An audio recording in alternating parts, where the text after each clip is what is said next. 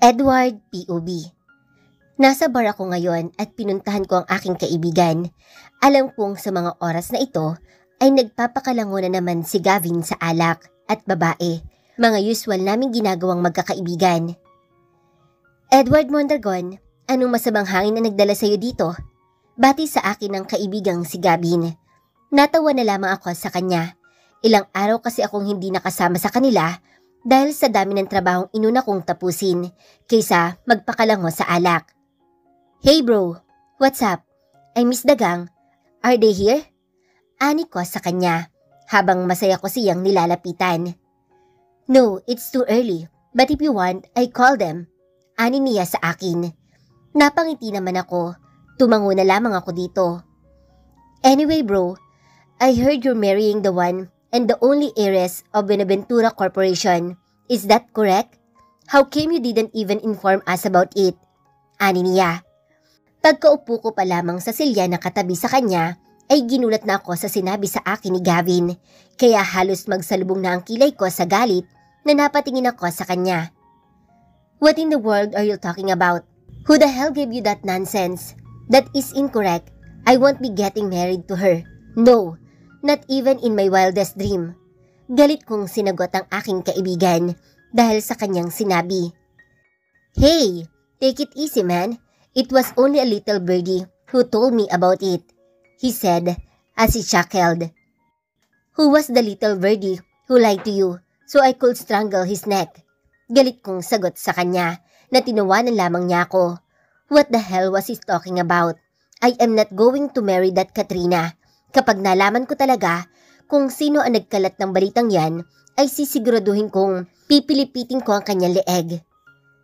Jesus, bro, easy. It's not true. Then relax ka lang. Ang init agad ng ulo mo he said, shaking his head. Tinungga ko ang alak na iniinom namin nang biglang sumagi sa isipan ko ang imahe ni Ali at ang mga nangyari sa amin sa kanyang silid kagabi. I really want to be inside her.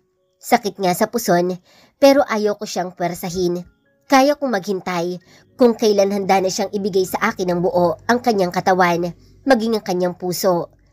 Pero sa totoo lang, ay hindi pa naman ako sigurado kung ano ba talaga ang nararamdaman ko para sa kanya. Ang alam ko lang, gusto ko siyang nakikita araw-araw. Ayoko may ibang lalaki na lumalapit sa kanya dahil gusto ko, ako lang. Naguguluhan din ako kung bakit ganito ang nararamdaman ko at inaasta sa kanya. Ang mga babae sa akin ay pang one night stand lang at pag inatake ako ng init ng katawan ay nagpapalipas agad ako sa kanila. Pagkatapos ko sa kanila ay hindi ko na uulitin pa sa iisang babae ang ginawa ko. Pero bakit hindi ko magawa ang bagay na iyon kay Ali? Bakit takot akong masaktan siya? Bakit ayokong magalit o matakot siya sa akin? Hindi ko na talaga alam ang gagawin ko. Ang alam ko lang, masaya ako na nakikita ko siya araw-araw. Doon lang, kontento na ako at nagiging masaya na ang buong maghapon ko kahit pagod ako sa trabaho. Are you with me bro?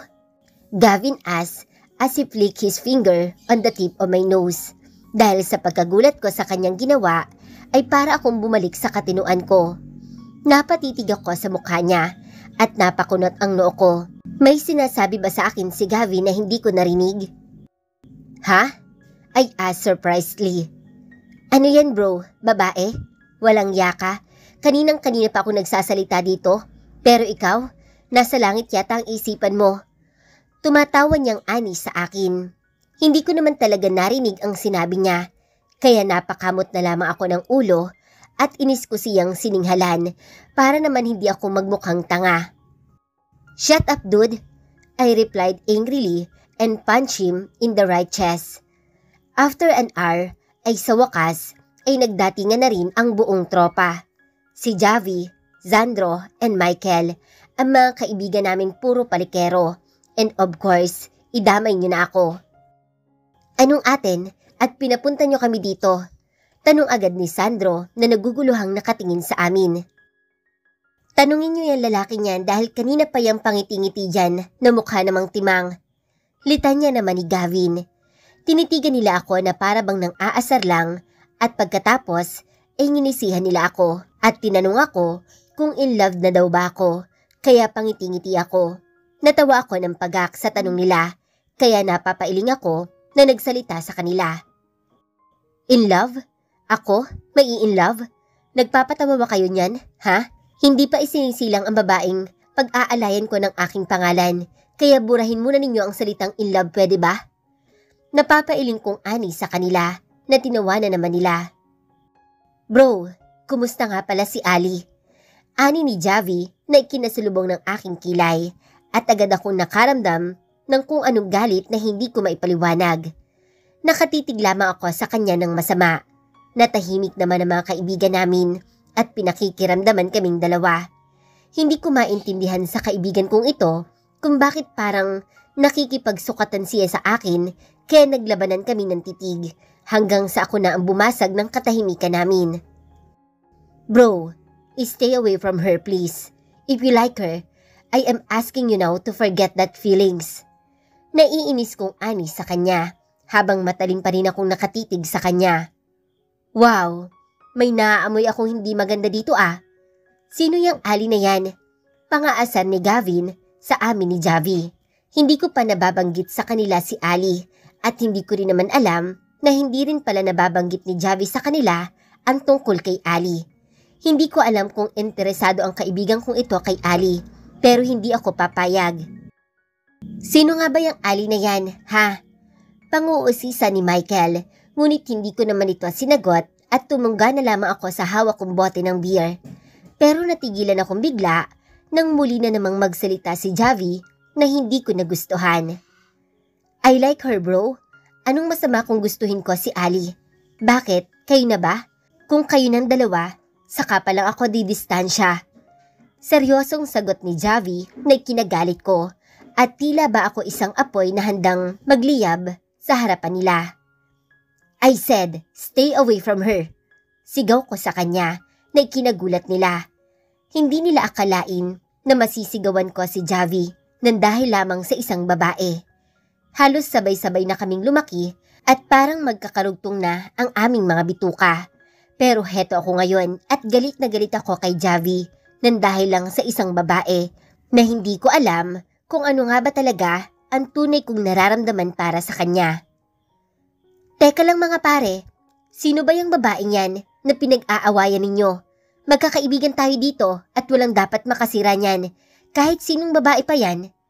Ani ni Gavin habang inaawat kami ni Javi. Paano kung ayoko? May magagawa ka ba?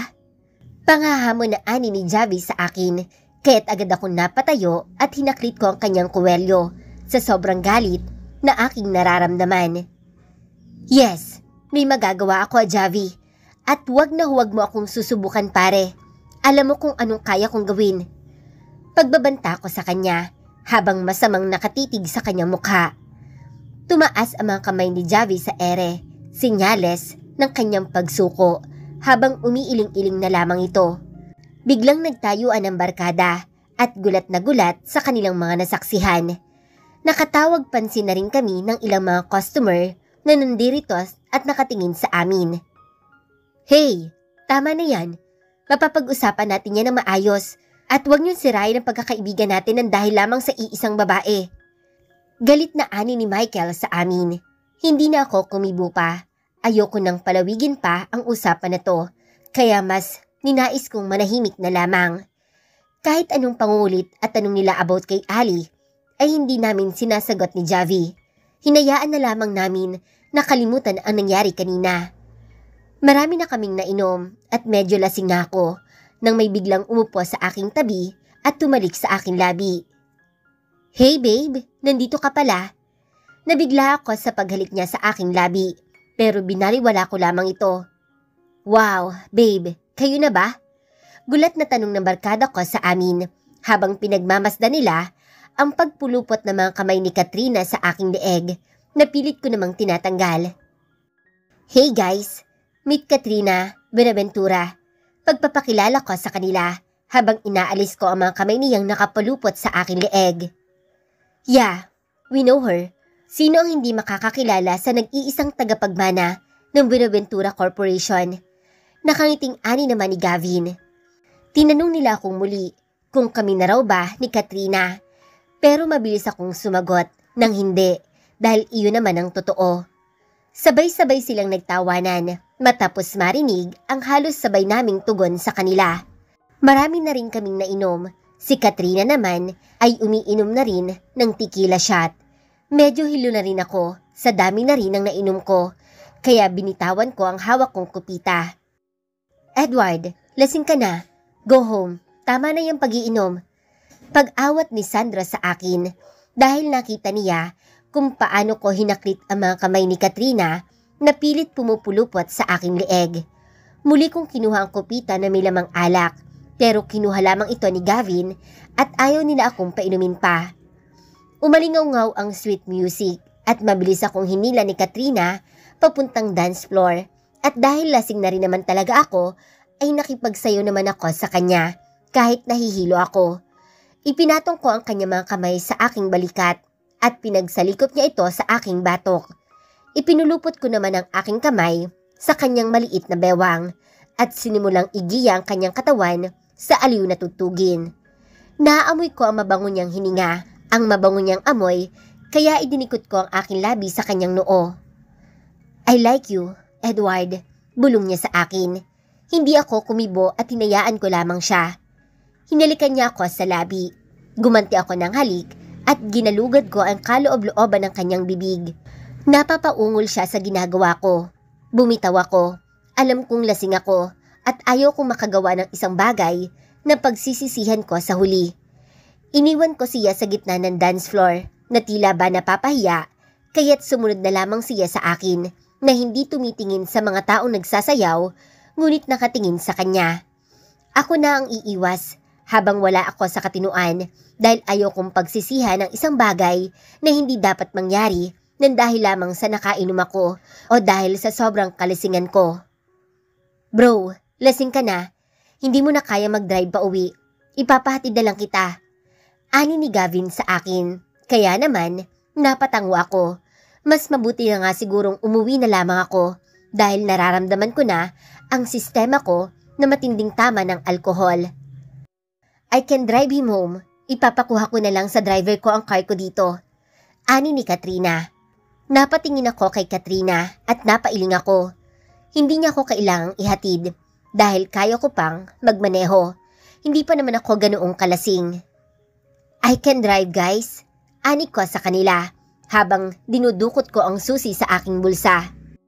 I don't think so. Man, go home and Katrina will take you home, Gavin said, at sinimulan na nila akong inalalayan palabas ng bar. Wala na akong nagawa pa. Si Katrina na ang naghatid sa akin. Anyway, tama naman sila na hindi na nga ako masyadong makalakad. Magmaneho pa kaya. Nakarating kami sa mansyon ko nang halos 1:00 na yata ng madaling araw, kaya sigurado akong tulog na ang lahat ng kasambahay ko.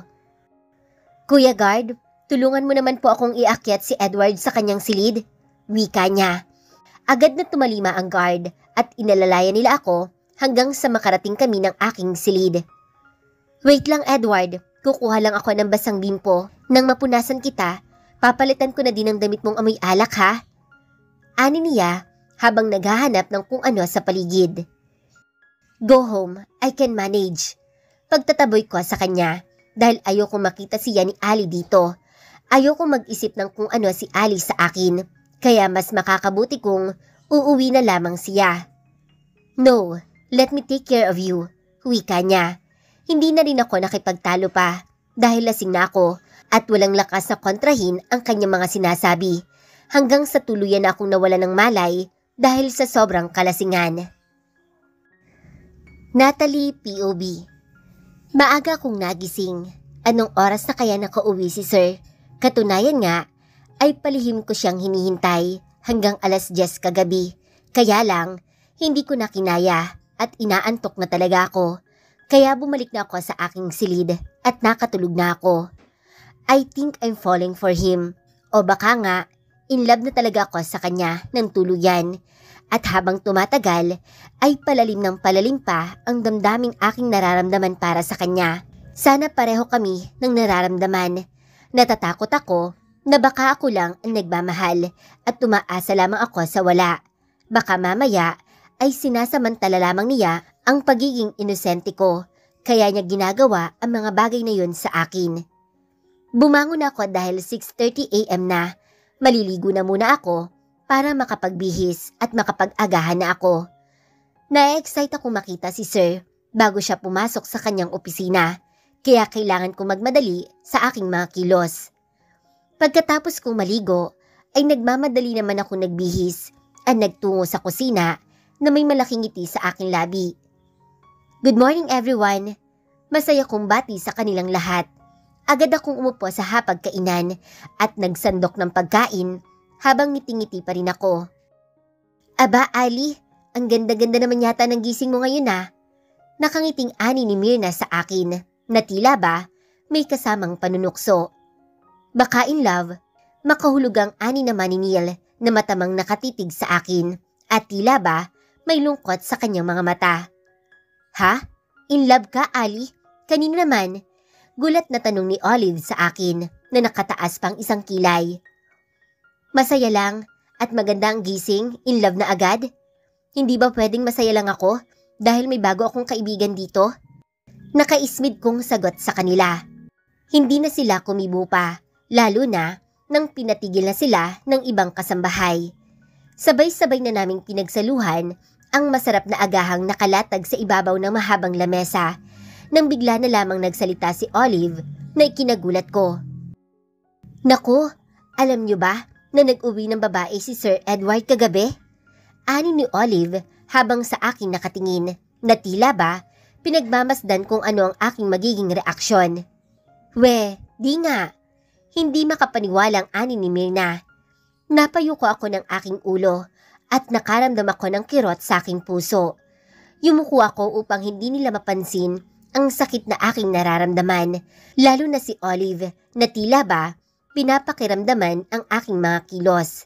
Ayoko magpakita na naaapektuhan ako, pero paano ko ba maitatago ang nararamdaman ko kung totoo namang nasasaktan ako ngayon? Napatingin ako kay Neil at nakita ko ang galit sa kanyang mga mata at pagtikom ng kanyang kamao. Umiwas ako ng tingin dahil ayoko nang nararamdaman ko ang sakit-sakit. Para akong sinasaksak ng paulit-ulit sa aking dibdib. Gusto kong sumigaw at umiyak ng umiyak, ngunit ayoko namang magtaka sila sa akin at paghinalaan ako ng kung ano-ano, kaya't nanatili lamang akong walang kibo habang dinarama ang matinding sakit na idinulot ng sinabi ni Olive sa amin. Kaya ba masyadong ginabi ng pag-uwi si Sir Edward dahil nag-uwi siya ng babae dito sa kanyang mansyon? Akala ko ay may nararamdaman din siya para sa akin dahil sa mga pinakikita niya. Ngunit ang lahat pala ay isang malaking kalokohan lamang. Totoo ang sinasabi ko, no? Kanina nga, bumaba pa siya doon sa kusina na tanging suot lamang ay t-shirt at boxer ni Sir Edward at ang pakilala pa niya ay fiancé siya ni Sir. Dagdag pa ni Olive, kaya pakiramdam ko ay unti-unti na akong namamatay dahil sa mga nalalaman ko. Ang sakit. Akala ko ay may pagtingin din siya sa akin, pero pinaglalaroan niya lamang pala ako.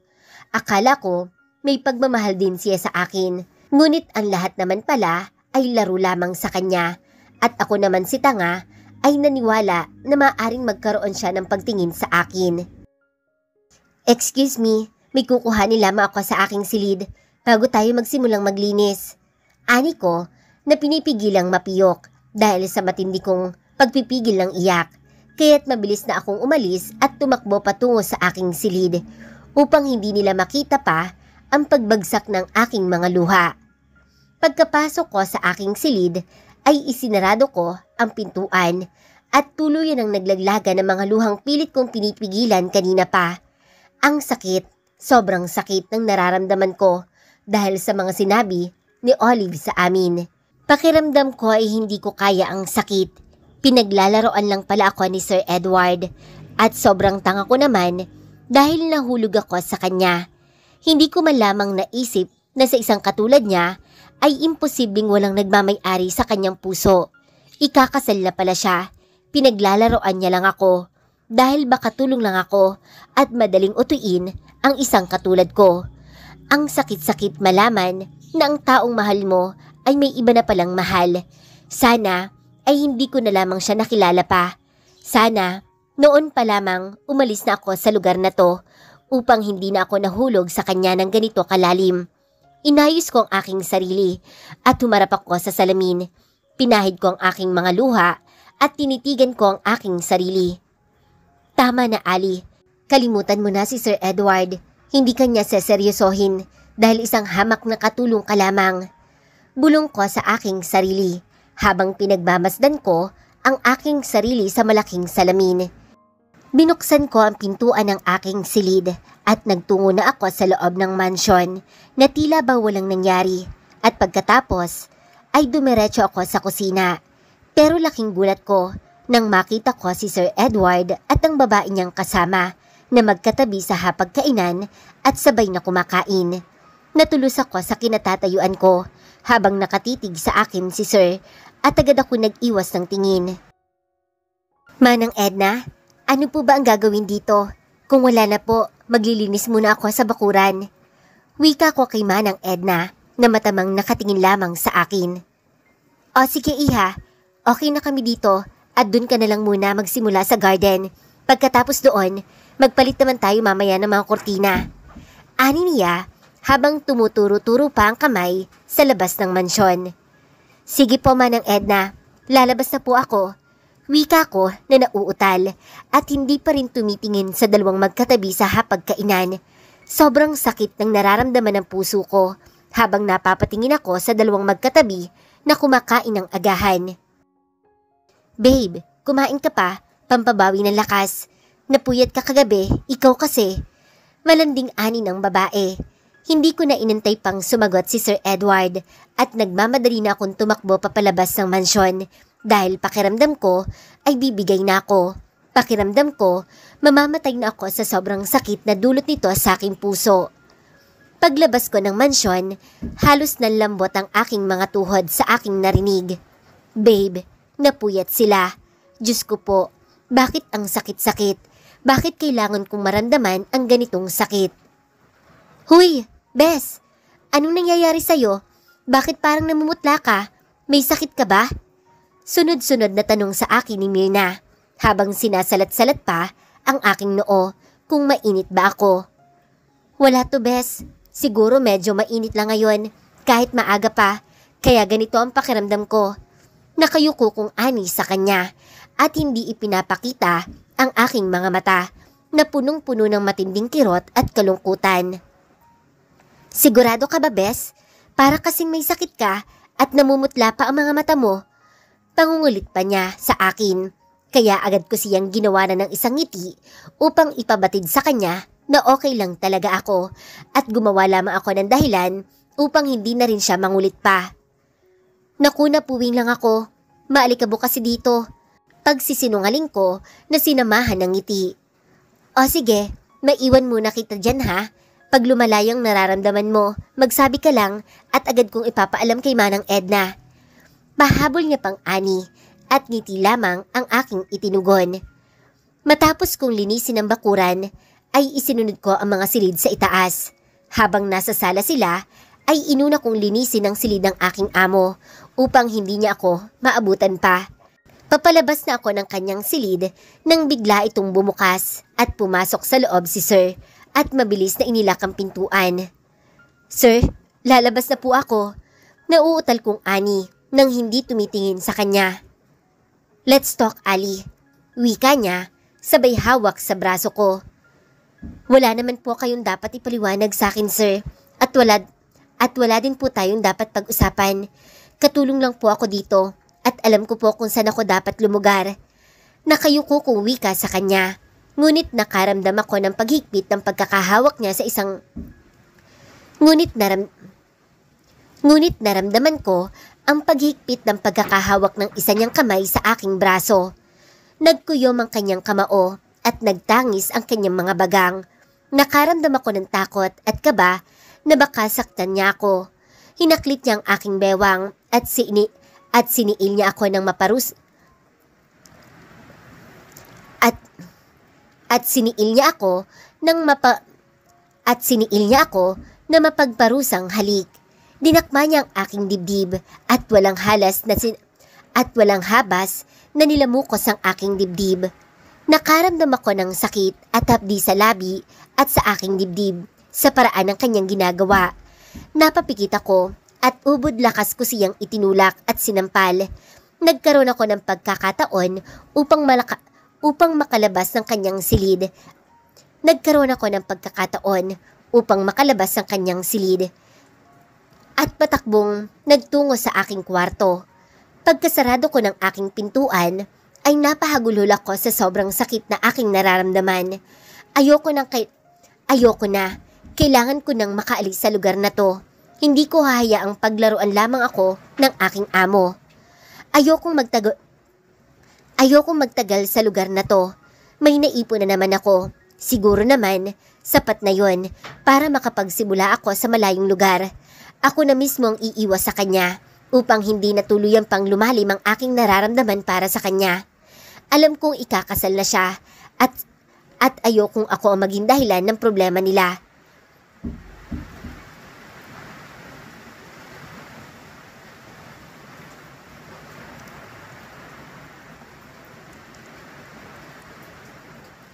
Hindi ko nahihintayin pa na lalong lumalim ang aking pagtingin sa kanya. Sobrang sakit na, para na akong mamamatay dahil sa kirot na nararamdaman ng aking puso. Akala ko ay pwedeng mahalin ng isang mayaman ang isang katulad ko na mahirap lamang, pero nagkamali pala ako. Niloko lamang ako at pinaglaruan niya sa kanyang mga kamay. Kailangan ko nang lumayo upang makalimutan na siya ng puso ko. Napapikit ako. I think it's already too late for that dahil nararamdaman ko na kung gaano kalalim ang pagmamahal ko sa kanya. Pero alam kong mali ito, kaya ako na mismo ang gagawa ng paraan upang maputol ito. At ayaw ko na rin namang maging laruan ng aming amo, kaya iiwas na ako. Lalayo na ako sa isang lugar kung saan hinding-hindi niya ako mahahanap pa. Maya-maya ay tunog ng telepono ko ang nagpaangat ng aking mukha. Napatingin ako sa telepono at nakita ko si Donna ang tumatawag, kaya mabilis ko naman itong sinagot. Hello Donna? Sagot ko. BFF! Diyos ko, BFF? Alam mo bang may matandang mayaman na lalaki ang naghahanap sa'yo dito? Nang malaman niyang patay na ang mama mo, sobrang lungkot niya at lumuluha pa. Malakas niyang ani sa kabilang linya na ikinagulat ko. Ha? Sino naman yung matandang yon? Wika ko sa kanya. Wala naman kasi akong kilalang mayamang tao na kaibigan ni nanay, kaya nakapagtataka na may naghahanap sa yuma akong ina. Nag-iwan ng kulay gold na calling card BFF at ang sabi niya, ibigay ko daw agad ito sa'yo dahil may importante siyang sasabihin sa'yo. Wika niya pang muli sa akin mula sa kabilang linya. Itabi mo muna, Bes. Day off ko sa linggo at pangako, darating ako dyan. Sagot ko naman sa kanya. Ay, sige. I miss you, BFF. Wika niya na tinanguan ko naman. I miss you too. Itabi mo muna yan ha. O sige na, may trabaho pa ako dito at magkita na lang tayo sa day off ko. Ani ko at pinatay ko na ang aking phone. Si Donna ang nag-iisa kong kaibigan at tagapagtanggol sa lahat ng taong umaapi sa akin. Ulila na din siyang lubos at namamasukan lamang sa isang kasambahay malapit sa barong-barong na tinutuluyan namin noon ni Mama. Sino kaya ang matandang lalaki na tinutukoy ni Donna? Wala naman akong kilalang taong mayaman na maaaring maghanap sa akin o kaya kay Mama. Nakapagtataka, pero nahihiwagaan ako sa taong tinutukoy ng aking kaibigan. Sino ito at ano ang kaugnayan niya sa amin ni Mama upang malungkot siya ng ganoon at lumuha? Kailangan kong malaman kung sino ang taong tinutukoy ng aking kaibigan. Kaya sa linggo ay sisiguraduhin kong makakarating ako sa bahay ng aking kaibigan upang tingnan ang sinasabi niyang gold na calling card. Napabuntong hininga ako ng malalim at napahawak ako sa aking dibdib nang bigla na lamang itong tumibok ng mabilis. Mahal na mahal kita, Edward, at aaminin ko na mahihirapan akong kalimutan ka dahil isinisigaw ka na ng aking puso.